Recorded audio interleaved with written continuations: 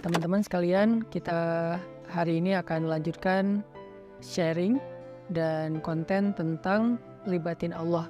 Konten libatin Allah ini sebetulnya konten tentang ilmu akidah dan ma'rifatullah, ilmu tentang yakin kepada Allah dan bagaimana cara bersandar dan bergantung kepada Allah Subhanahu wa taala dengan lebih mengenal kebesaran Allah, baik sifat-sifat Allah, nama-nama Allah, kekuasaan Allah, dan seterusnya.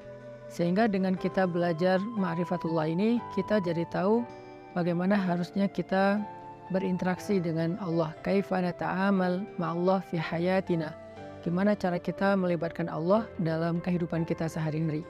Kenapa penting sekali melibatkan Allah dalam kehidupan kita sehari-hari? Karena sesungguhnya manusia itu tidak bisa hidup hanya dengan mengandalkan dirinya. Orang kalau misalnya cuma mengandalkan dirinya, maka hidupnya akan banyak zalal. Zalal itu banyak trouble, banyak mentoknya. Karena kita ini dhaif, kita ini halu'a, kita ini ajula, kita ini banyak keterbatasannya. Bahkan cenderungnya manusia itu rugi. Sebagaimana yang kita sering ulang-ulang ayatnya, innal insan lafi khusr. Manusia itu pada dasarnya banyak merugikan diri sendiri, kecuali kalau dia beriman kepada Allah, artinya dia bergantung kepada Allah, illal ladzina amanu, dan seterusnya. Makanya belajar melibatkan Allah itu sesuatu yang sangat darurat ya, sesuatu yang sangat penting dalam kehidupan kita. Kalau kita pengen ada keajaiban dalam hidup kita, atau pengen dikasih jalan keluar ketika kita mentok, atau kita pengen meraih hal-hal yang kita anggap mustahil. Kenapa? Karena kata mustahil itu hanya berlaku untuk kita, tidak berlaku untuk Allah, karena Allah ala kulli syai'in qadir. Banyak hal yang bagi kita itu jauh, tapi bagi Allah dekat. Bagi kita itu besar, tapi bagi Allah itu kecil. Bagi kita itu mahal, bagi Allah itu murah. Bagi kita itu tinggi, nggak terjangkau, bagi Allah itu rendah dan sangat mudah gitu. Bagi kita sulit, bagi Allah itu mudah. Jadi kalau kita hidup hanya dengan mengandalkan diri kita, banyak hal yang akan kita hadapi dengan hanya berkeluh kesah. Tapi kalau kita hidup dengan melibatkan Allah, justru kita akan menjadi orang yang optimis. Lalu ketika kita dapat masalah, kita sabar. Kalau kita dapat nikmat, kita syukur. Dan itulah hakikat dari kebaikan hidup seseorang, antara sabar, syukur, karena kedua-duanya adalah khair. Kedua-duanya adalah kebaikan bagi dia. Pada episode kali ini saya akan mencoba untuk berbagi dengan teman-teman sebuah hikmah.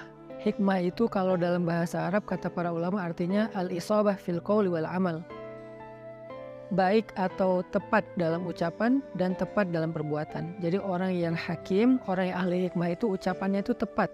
Jadi pas gitu, ucapannya itu mengena, ucapannya itu sesuai dengan kadarnya, tidak berlebihan, tidak juga kurang. Itulah orang yang hikmah atau hakim. Nah, di antara orang-orang yang hikmah itu nanti kita juga mengenal namanya Luqmanul Hakim. Di dalam Al-Quran ada suratnya, yaitu surat Luqman. Nah, ada banyak sekali hikmah yang disampaikan para ulama tentang bagaimana cara kita melibatkan Allah. Dan hikmah ini pasti diambil dari Al-Quran dan hadis yang kemudian dibahasakan ulang dengan bahasa para ulama. Salah satu kitab yang saya suka banget, yang isinya adalah kumpulan hikmah-hikmah, kumpulan kata-kata yang bijak dan penuh dengan kebaikan, itu adalah kitab Al-Hikam yang ditulis oleh seorang ulama besar dari Mesir yang bernama Ibnu Athaillah As-Sakandari. Nah, beliau menulis kitab hikam yang sangat terkenal. Salah satu di antara hikmah yang luar biasa tentang bagaimana cara kita melibatkan Allah itu, beliau mengatakan, min alamatil i'timad 'alal amal nuqsanur raja 'inda wujudiz zalal. Salah satu di antara tanda-tanda orang terlalu bergantung kepada ikhtiar, bergantung kepada amalnya, bergantung kepada perbuatannya, bergantung kepada usaha dirinya adalah nuqsanur raja, berkurangnya harapan kepada Allah inda wujudiz zalal, ketika ada masalah dalam hidupnya. Maksudnya apa? Seringkali kita gini, kita tuh jadi kayak berani berharap yang baik-baik kepada Allah kalau apa yang kita harapkan itu masih logis. Jadi kita kayak tahu gitu gimana cara mengikhtiarkan hal itu. Kita tahu bagaimana cara mendapatkan hal itu, sehingga kita masih berharap kepada Allah, ya Allah mudahkanlah saya. Misalnya kayak kita pede bisa dapat kerjaan, atau misalnya kita udah ngerasa bahwa insya Allah saya layak mendapatkan pekerjaan itu, sehingga kita mendaftar di sebuah perusahaan. Kita masih berharap pada Allah supaya Allah mudahkan urusan kita. Tapi ketika ternyata kita ditolak sana sini, kita ketuk setiap pintu-pintu di bumi, ternyata nolak kita sehingga kita nggak punya kerjaan, kita tiba-tiba jadi putus asa, jadi nggak berharap lagi, jadi nggak optimis, karena ngerasa kayaknya pintu-pintu bumi udah tertutup. Karena ngerasa kayaknya ikhtiar kita itu udah mentok, kayaknya udah nggak ada lagi perusahaan yang bisa kita hubungi gitu. Sehingga ketika pintu-pintu di bumi udah tertutup, kita jadi berkurang juga harapan kita kepada Allah. Padahal orang yang baik dalam melibatkan Allah dalam hidup itu justru di saat pintu-pintu di bumi tertutup, dia masih berharap kepada Allah. Di saat itulah Allah terlibat. Jadi jangan sampai ketika pintu bumi tertutup, manusia meninggalkan kita, jalan-jalan ikhtiar itu kayaknya udah mentok, kita jadi berprasangka buruk dan tidak lagi berani berharap yang baik-baik kepada Allah. Justru ketika keadaan kita lagi sulit, keadaan kita lagi mentok, pintu-pintu di bumi tertutup, manusia meninggalkan kita, justru saat itulah saat kita bisa melibatkan Allah seutuhnya, karena tidak tercampur dengan keyakinan kita kepada makhluk. Dan saat itulah saat yang paling ajaib, saat kita mentok. Maka harusnya ketika kita mentok, ketika kita merasa kayak nggak ada harapan di antara manusia atau di bumi, kita justru semakin besar harapannya kepada Allah Subhanahu wa Ta'ala. Dan itulah cara paling ajaib melibatkan Allah dalam urusan kita. Kayak masalah jodoh misalnya. Ada orang yang dia udah siap menikah, udah punya pekerjaan tetap, punya penghasilan yang baik, kemudian secara penampilan dia juga good looking, orangnya juga baik gitu. Terus dia suka sama seorang cewek. Datanglah dia untuk melamar cewek tersebut, dan sepertinya cewek itu juga kayaknya perhatian sama dia, sehingga dia nggak tahu GR apa enggak, dia kayak berharap kayaknya nih udah waktunya nih saya serius dan melamar dia. Sebelum dia berangkat ke rumah calon istrinya, dia berdoa kepada Allah, ya Allah mudahkan urusan saya, ya Allah semoga saya bisa menjadi suami yang baik bagi dia, semoga lamaran saya diterima, bla bla bla. Dia berdoa kepada Allah, dia berharap pada Allah karena dia percaya bahwa ada jalan untuk mendapatkan yang dia inginkan. Lalu ketika yang terjadi justru sebaliknya, dia ditolak walaupun dengan cara baik-baik, atau bahkan mungkin dengan cara yang agak sedikit kasar. Perempuan itu menolak dia, atau calon mertuanya yang menolak, ayah dari perempuan itu yang menolak, atau mungkin ada banyak masalah lain yang terjadi sehingga nggak bisalah dia melamar perempuan itu. Apakah dia masih berharap kepada Allah? Kalau dia sudah tidak lagi berharap pada Allah, berarti selama ini dia sebetulnya lebih bergantung kepada ikhtiarnya, kepada usahanya daripada kepada Allah. Makanya tidak terjadi keajaiban. Bukan begitu cara melibatkan Allah. Justru ketika lamarannya ditolak, saat itulah dia bisa mengandalkan Allah seutuhnya. Karena tidak bisa lagi mengandalkan good looking, gak bisa lagi mengandalkan mapan, gak bisa lagi mengandalkan ikhtiar-ikhtiar manusiawi. Saat itulah dia seutuhnya bisa mengandalkan Allah, dan itulah cara melibatkan Allah untuk mendapatkan keajaiban dalam hidup. Sehingga jangan berputus asa dan jangan nyerah. Kalau nggak bisa mengetuk pintu hati manusia, maka ketuklah pintu rahmat Allah Subhanahu wa Ta'ala. Dan Allah lah yang membolak-balikan hati. Kalaupun nggak perempuan itu, Allah akan gantikan dengan perempuan lain yang lebih baik daripada dia untuk kita. Artinya nggak boleh berhenti berharap kepada Allah. Justru berharap kepada Allah di saat kita sedang sulit, itulah cara paling ajaib mendatangkan keajaiban Allah Subhanahu wa Ta'ala. Ada nasihat dari kisah Nabi Yusuf alaihissalam di dalam surat Yusuf, ketika Nabi Yakub meminta kepada anak-anaknya mencari Nabi Yusuf dan mencari adik mereka yaitu Bunyamin. Nabi Yakub bersabda, "Ya bani yadhhabu fatahassasu min Yusuf wa akhihi فتحسسوا من يوسف وأخيه ولا تيأسوا من روح الله إنه لا ييأس من روح الله إلا القوم الكافرون." "Wahai anak-anakku," kata Nabi Yakub, "pergilah dan carilah kabar tentang Yusuf dan saudaranya itu Bunyamin. Dan janganlah kalian berputus asa dari rahmat Allah, dari pertolongan Allah, dari campur tangan Allah, dari keajaiban di sisi Allah. Sesungguhnya tidak ada yang berputus asa dari rahmat Allah kecuali orang-orang yang mengingkari kebesaran Allah, orang-orang yang tidak beriman." Jadi ciri di antara orang yang beriman itu tidak berputus asa. Dan kalimat putus asa ini tidak akan muncul kalau tidak ada zalal, tidak ada masalah, kalau nggak mentok. Nggak mungkin dong kita berputus asa sementara jalan masih terbuka lebar, segalanya masih normal, semuanya masih sesuai prediksi kita. Itu nggak ada alasan kita berputus asa. Justru alasan berputus asa itu ketika kita punya masalah, mentok, trouble, error, bla bla bla. Justru saat itulah kita rentan dengan putus asa. Nah, orang yang beriman di saat itu justru mereka bertambah yakin kepada Allah. Tidak menjadi orang yang yai'as, menjadi orang yang berputus asa atau yusi'udzon billah, mereka berburuk sangka kepada Allah. Wa tadhunnuna billahi dzunun. Kalian berprasangka kepada Allah dengan prasangka yang tidak pantas. Kenapa? Karena orang beriman tidak pernah berhenti berharap kepada Allah yang baik-baik.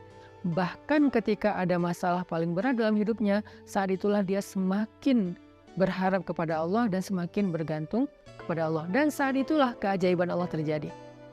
Coba renungkan firman Allah di dalam surat An-Naml ayat 62.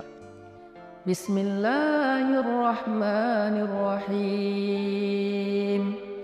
Amman yujibul muttarra idza da'ah. Amman yujibul muttarra idza da'ahu wa yakshifus su' wa yaj'alukum khulafa'al ardh. أإله مع الله قليلا ما تذكرون. Siapakah yang akan memperkenankan doa orang-orang yang sedang kesulitan jika dia berdoa kepada Allah dan kemudian menghilangkan keburukan dari mereka dan menjadikan kalian sebagai pemimpin-pemimpin di muka bumi? Apakah ada ilah yang patut disembah bersama dengan Allah? Qalilan ma tazakkarun. Sedikit sekali apa yang kalian mengerti. Siapakah yang akan menjawab doa orang yang ketika muttar? Apa itu muttar? Muttar itu artinya orang yang sedang dalam kesulitan yang luar biasa. Muttar itu artinya orang yang sedang dalam kesusahan yang sangat besar. Muttar itu artinya orang yang udah mentok, itulah muttar. Maka amma yujibul muttar, siapa yang akan bisa menjawab panggilan orang yang sedang muttar, yang memanggil ya Allah, ya Allah, ya Nasir, ya Azim, ya Aziz, ya Rabbal Alamin, ya Rabbi. Siapa yang akan menjawab panggilan ketika ada yang memanggil dalam keadaan kesulitan ya Allah selain Allah Subhanahu wa Ta'ala? Hanya Allah yang bisa menjawab. Ketika manusia tidak bisa menjawab, orang tua nggak bisa menjawab, teman-teman nggak bisa menjawab, mereka nggak ngangkat telepon, nggak ngebalas WA, nggak ada yang mau membantu kita, nggak ada yang yujib. La ahad yujibuna, tidak ada satupun yang menjawab kita. Faman yujibul muttar, siapa yang menjawab kita ketika dalam keadaan muttar seperti itu? Allah. Maka di dalam ayat ini Allah ngasih kita nasihat, wahai hambaku, la tahzan kalau manusia tidak menjawabmu. La tahzan kalau manusia tidak memenuhi panggilanmu. La tahzan kalau manusia meninggalkanmu, mengabaikanmu. La tahzan kalau mereka berpaling dari kamu. Kenapa? Aku tidak akan pernah meninggalkanmu. Aku tidak akan pernah menyia-nyiakanmu. Wadduha wal laili idza saja. Ma wadda'aka rabbuka wa ma qala. Ma wadda'aka rabbuka wa ma qala. Tuhanmu tidak pernah meninggalkanmu dan tidak benci kepadamu, wahai hambaku, walaupun kamu pendosa sekalipun. Ada 3 kondisi di mana seseorang itu doanya tidak ada hijab dengan Allah. Salah satu di antara 3 kondisi itu adalah ketika orang ini terzolimi. Orang yang terzolimi, walaupun dia pendosa, walaupun dia ahli maksiat, walaupun dia orang yang selama ini jauh dari Allah, tapi ketika dia dalam keadaan terzalimi, dalam keadaan susah, dalam keadaan dianiaya, dia berdoa, doanya nggak ada hijab dengan Allah loh. Walaupun dia selama ini nggak pernah sholat, walaupun selama ini dia nggak puasa, walaupun selama ini dia nggak berhijab, walaupun selama ini dia nggak pernah buka Al-Quran, walaupun selama ini dia nggak pernah mengingat Allah, tapi dalam kondisi ketika dia muttar, terzalimi, susah, maka tidak ada hijab antara dia dengan Allah ketika dia berdoa. Kenapa? Itulah istimewanya keadaan ketika orang terzalimi atau muttar. Allah nggak ngelihat dia puasa atau enggak, Allah nggak ngelihat dia sholat apa enggak. Yang Allah lihat dia memanggil Allah atau enggak. Makanya hati-hati kata Nabi dengan doa orang yang terzalimi. Walaupun orang yang terzalimi ini ahli maksiat, kalau dia terzalimi lalu dia berdoa kepada Allah, doanya nggak ada hijab. Sehingga Allah berfirman, amma yujibul muttar, siapa yang menjawab orang-orang yang sedang susah ketika dia memanggil Allah, idza da'ah wa yakshifus su', lalu Allah menghilangkan kesusahan darinya. Bahkan Allah menjadikannya sebagai pemimpin, artinya Allah berikan kepada dia kemuliaan, kekuasaan, dan segala kebaikan-kebaikan dalam hidup. Siapa? Allah.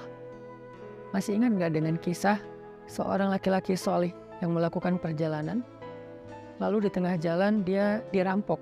Karena di zaman dulu itu kan banyak perampok atau begal di tengah jalan.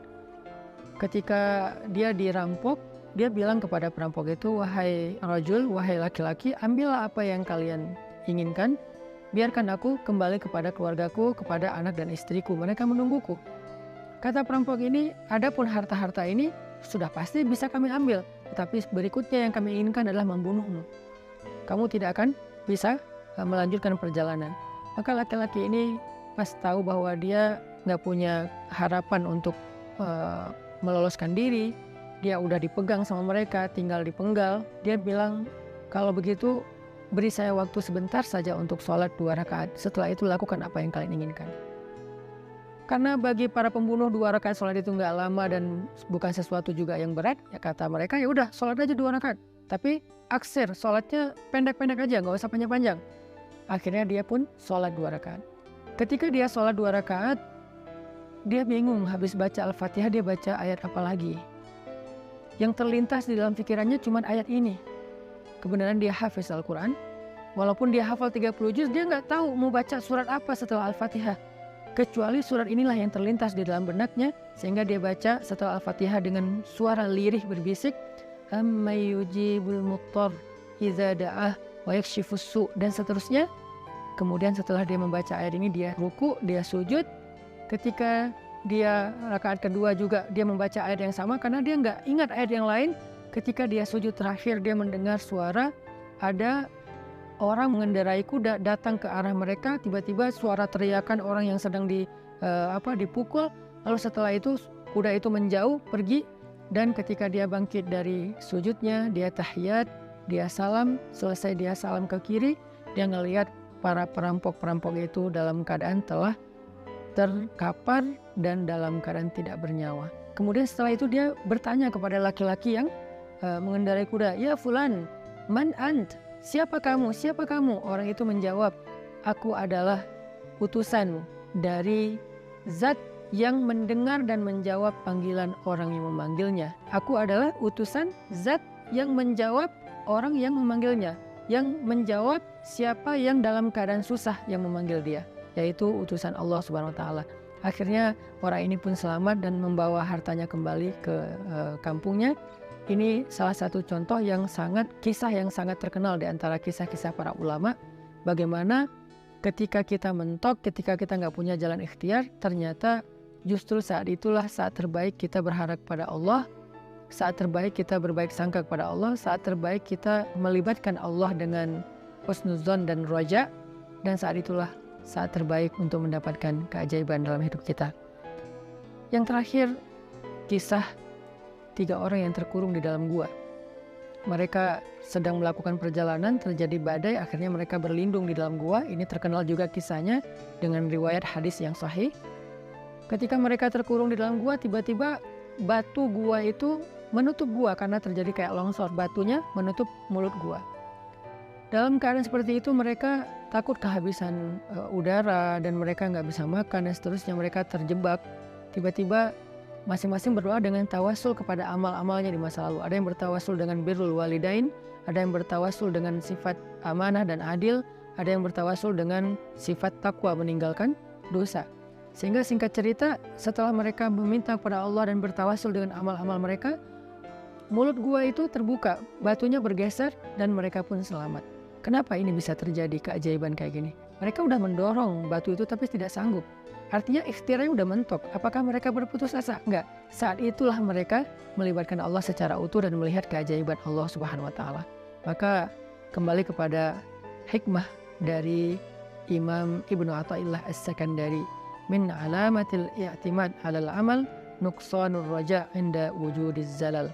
Di antara ciri-ciri orang yang masih bergantung kepada perbuatannya, ikhtiar dan usahanya adalah berkurangnya harapannya kepada Allah ketika terjadi masalah dalam hidupnya.